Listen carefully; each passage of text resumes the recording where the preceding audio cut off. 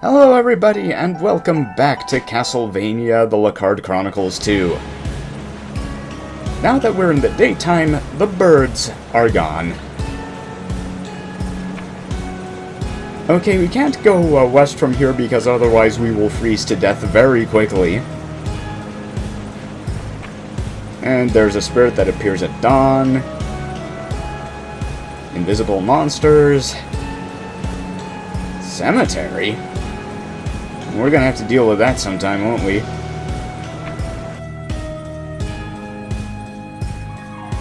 Okay, this is the potion shop.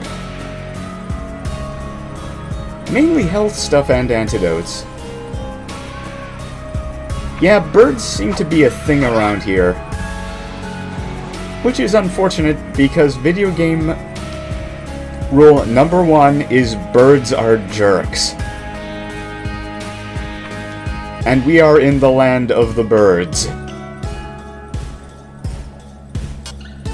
Still, we can buy a few useful things, actually. New armor, new weapon, and something that lets us see invisible monsters. By the way, the steel breastplate is a trap. Don't ever grind to buy it. You'll find it actually relatively quickly.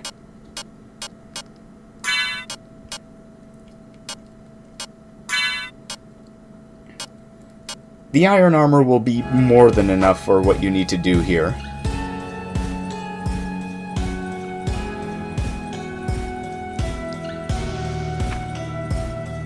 Well, we're just gonna have to go see about that.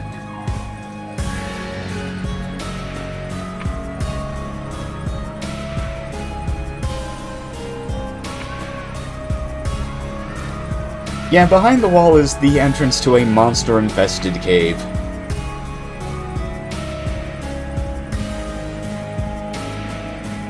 Yeah, after dark, ravens tend to show up everywhere.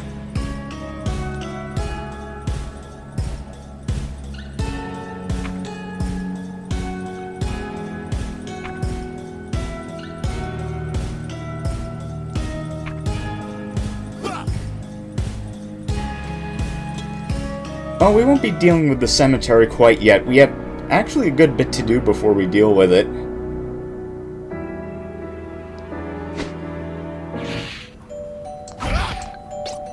And now I get to demonstrate why the whirlwind attack is so useful.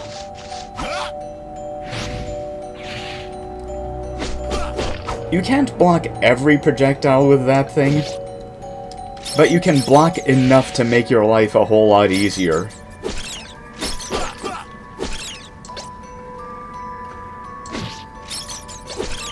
And I'll just take this bag of money in a cave.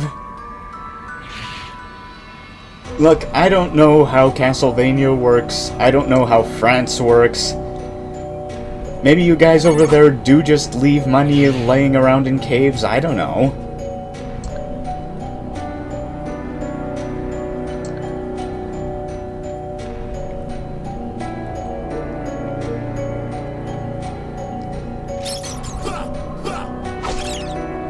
Okay, falling in the water. Not something we want to be doing quite yet. And these bats are here to, do just that to you.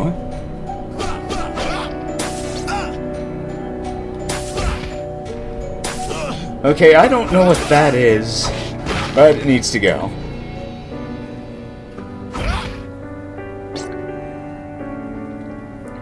By the way, you do have a monster guidebook in this game that tells you what the monsters' names are and tells you what their normal and rare drops are. It's actually quite useful to have, and maybe I'll spend a video just to look at that. And, whoops, I ditched the cross for a diamond.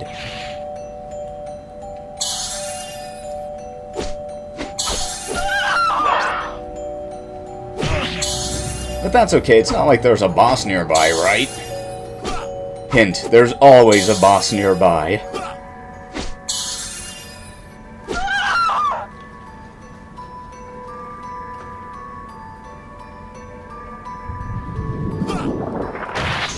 Oh, well, this is a problem. Okay, the death wall takes half damage from weapons, it looks like, but full damage from sub-weapons. The problem is that those frozen shots that you see coming out don't do health damage, they do hearts damage. And if this boss pushes you against the other wall, it's instant death.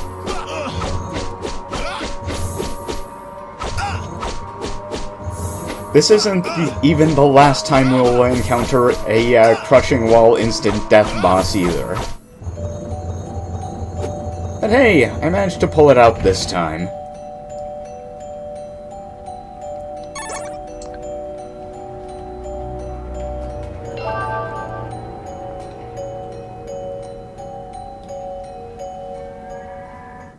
A save point right after a boss? That seems a little bit backwards. Oh, well, maybe there's a reason for it.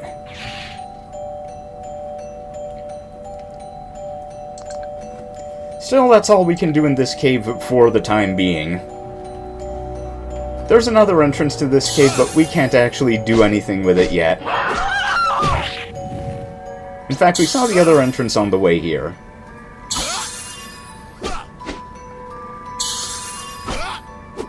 By the way, the Mask of Zoe that I bought that allows me to see invisible monsters, I don't actually need that immediately, but it's going to be absolutely necessary in a later part of this game.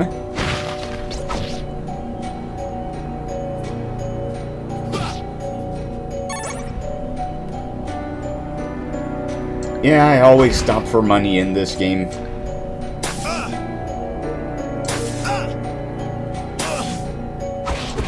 Gonna eat some popsicles?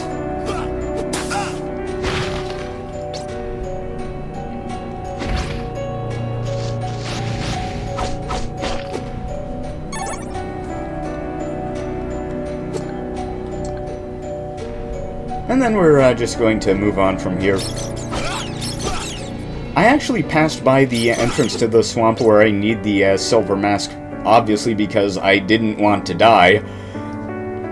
But now we can actually head back there, and there's nothing immediately there. We're going to have to come back later.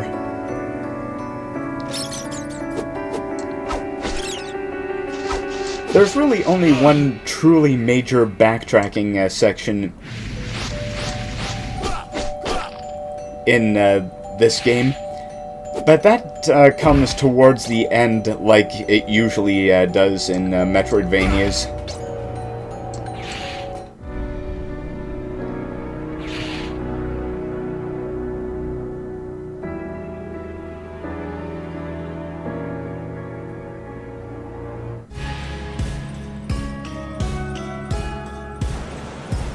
We're just gonna save up at first. Because the swamp is full of poison.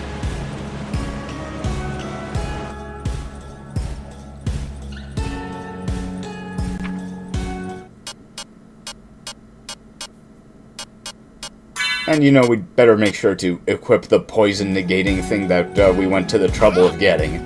Otherwise I would just look silly. And there will be plenty of opportunities for that later. I just want to minimize it.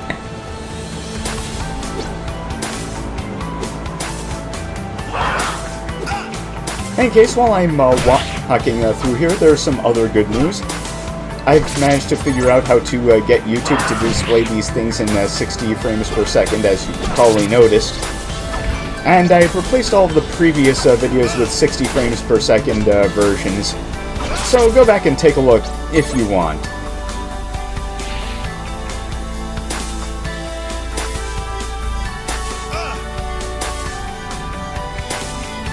The thing is, Castlevania has never really been the graphical powerhouse series for the most part.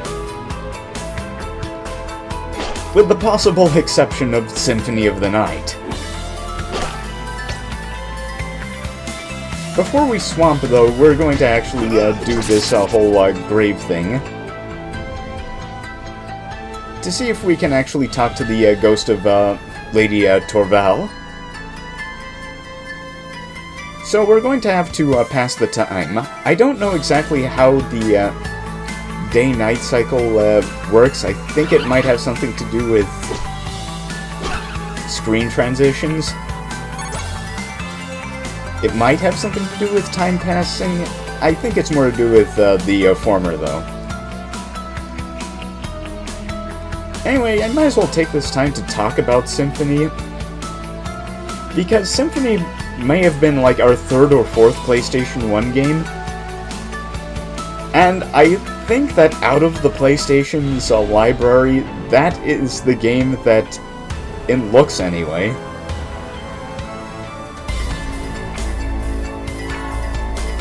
that prevents disabled, in looks anyway, has probably aged the best out of all of the PlayStation 1's library, which means that Symphony of the Night may well be the last laugh of the Turbo CD. Because the Turbo CD's doctrine was to create games with really neat sprite-based stuff and take full advantage of CD audio to provide excellent music for the games. Like, you saw what, you guys saw what Dawn of Issa looked like. And pretty much everyone knows what Rondo of Blood looked like.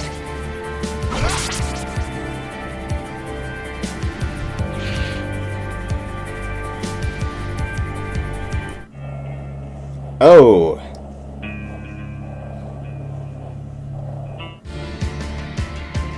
Well, we're not going to be dealing with that for a long while, so you can forget about that red room.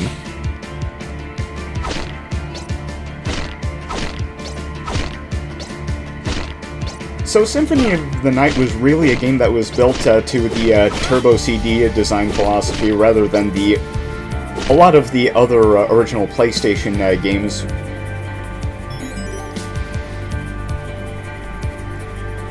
That used that sort of first generation or second generation 3D that looks basically like Legos nowadays.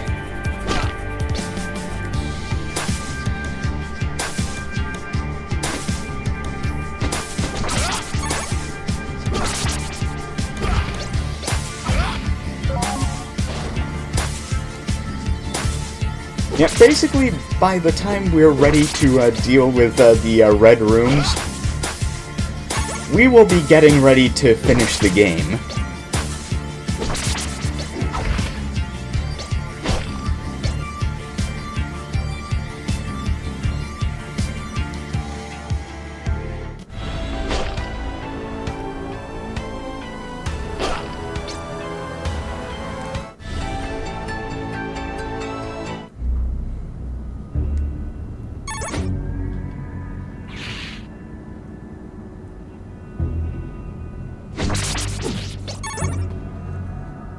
Okay, now that we have the gauntlets, we can climb those Thorn Whips, which means we'll be doing some exploring later.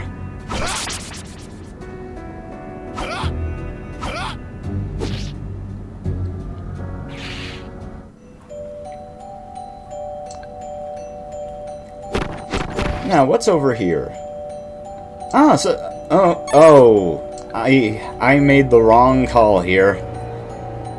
Because this pit leads back to this save room, and there's no way to jump back up to get back to where I was. So it's back out the cave.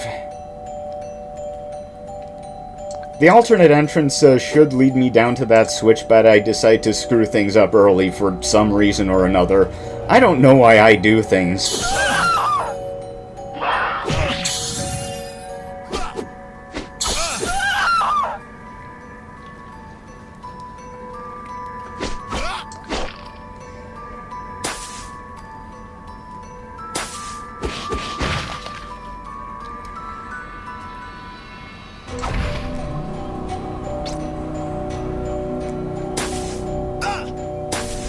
The problem with Castlevania Symphony of the Night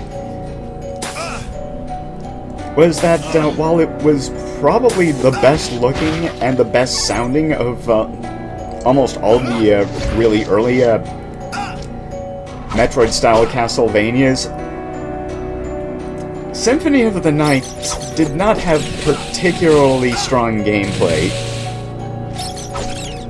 While it was good enough in the early parts, balance was very obviously not a priority. Because, in the later parts, the game became incredibly easy.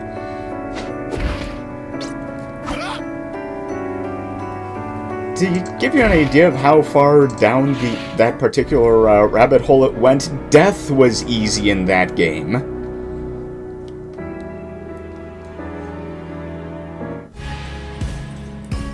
And that is a real problem. It was a problem when it happened in Castlevania 2, and it was a problem in Symphony of the Night.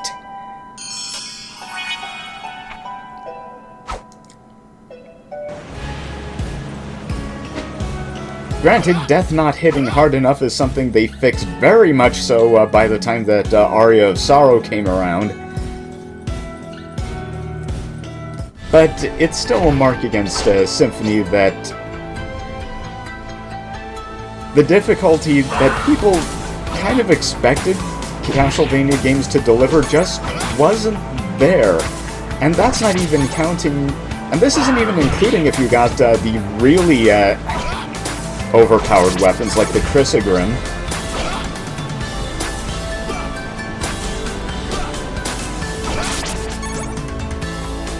But hey, they eventually figured it out.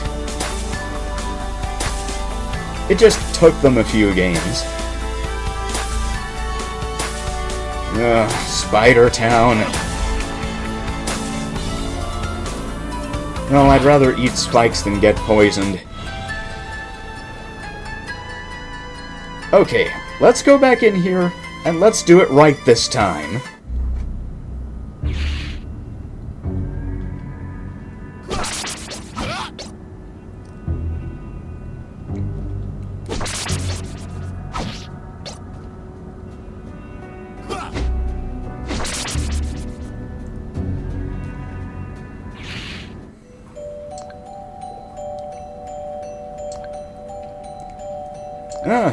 Ceiling spikes. Well, we know what that means in a Castlevania game.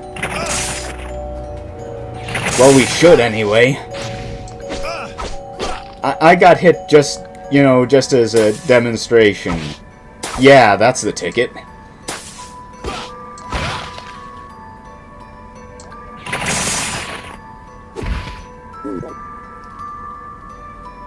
Ah, there's the beef.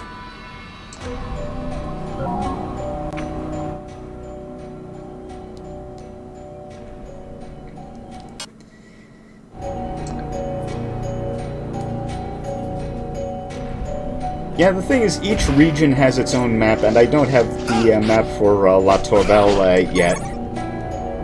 In fact, I don't even know where I can find it.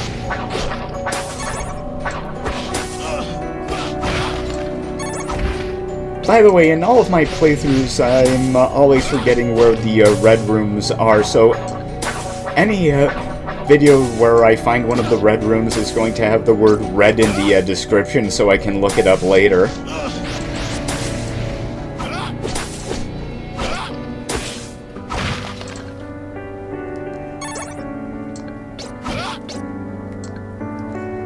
One of the reasons that this game was a godsend, by the way, is that I had thought of doing a Castlevania game for a while, but I didn't want to do any of the really well-known Castlevania games, and Circle of the Moon is too random for my tastes.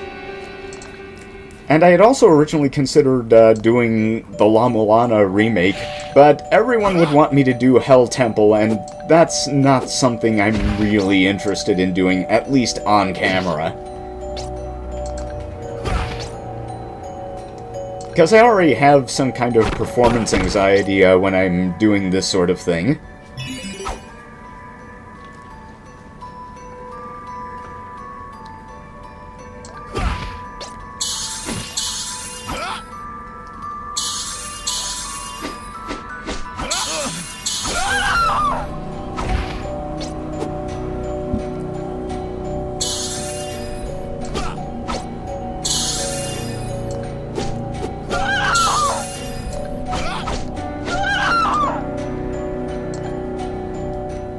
And yeah, I called this, you know, something close to an official Castlevania game.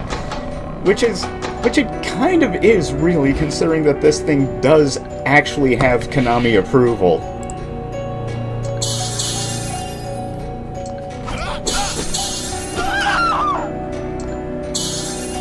Okay, I broke a wall, got a life extend, and finally hit that switch.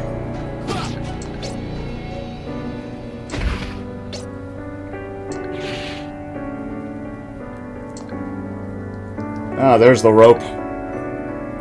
But am I a dope?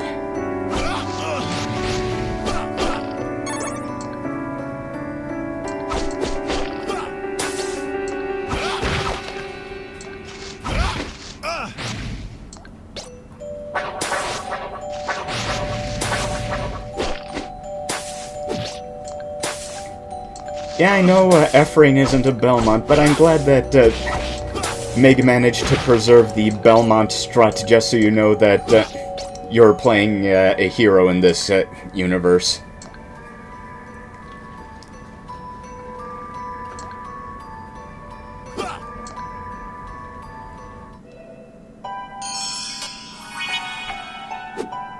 Okay, now we can go to the deepest parts of the cave.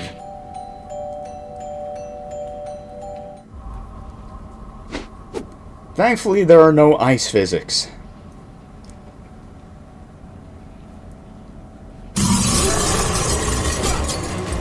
Well, that was sudden. Okay, the caged corpse is actually a pretty easy boss as long as you're a coward. Both the extreme left and right side of the room are safe zones, and it's pretty easy to see when this boss is going to do some attacking of some kind. You can't actually do any damage to the head until you've destroyed both hands.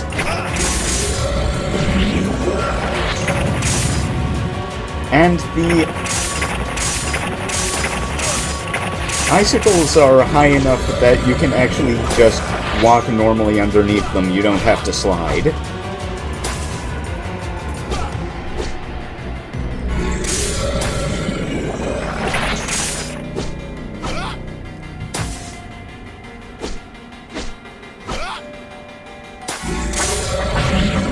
Once both hands have been destroyed, the head will actually start attacking, and he has 2 attacks.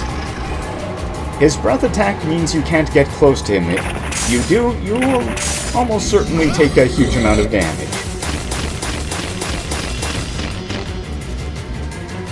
Those spikes can be avoided by going to the far side of the room like, well, everything else he does.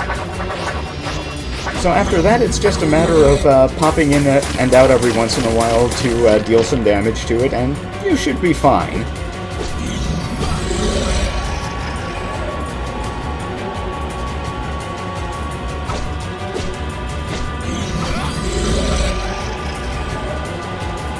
This boss, however, is not a recommended encounter for Leroy Jenkins or Jaime Lannister.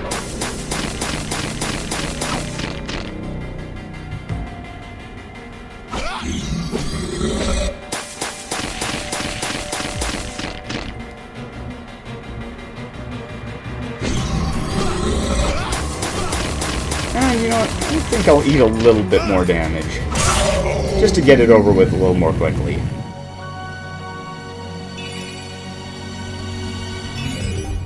Hello, Life Extend! There's the Heart of the Sun. It protects against freezing, which means we can now head west of the town. By the way, if you will note, the background around the Heart of the Sun was not frozen. It was bare wall. It wasn't covered with ice. Plus, it was dripping water, too.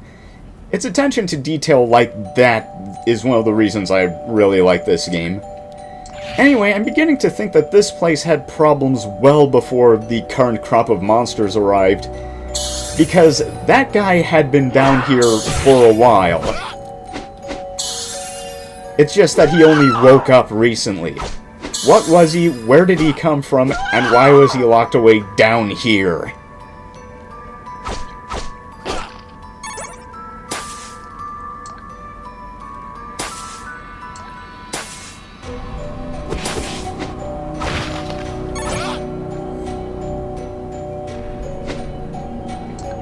I do love the idea that not all monsters around here are caused by a recent event.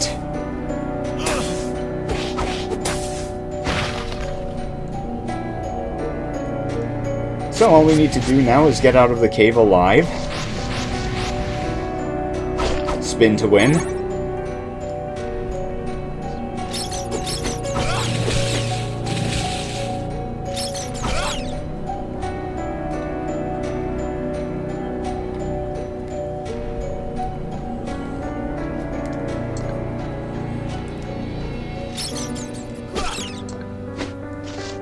And there really isn't all that much more to say on this area. We've beaten both bosses, we've gotten what we came for both times. And aside from a minor map screw-up, we made it out just fine.